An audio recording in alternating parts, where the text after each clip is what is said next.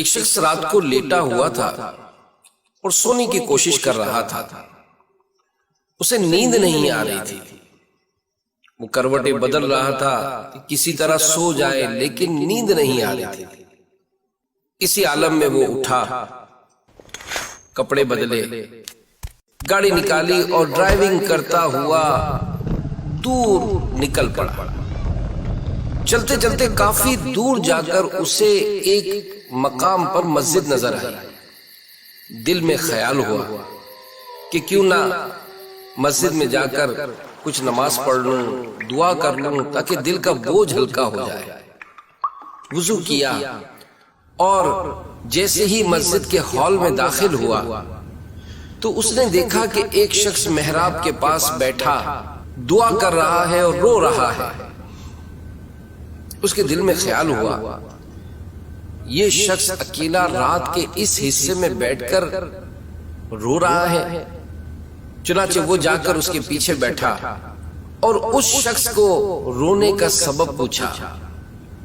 اب اس شخص نے یہ جواب دیا کہ میری بیوی کا آپریشن ہے اور مجھے پیسوں کا انتظام کرنا تھا، لیکن اب تک رقم کا انتظام ہو نہیں سکا. اس شخص نے اس سے پوچھا کتنی رقم درکار ہے؟ یہ شخص کہنے لگا کہ مجھے 10,000 روپے کی ضرورت ہے.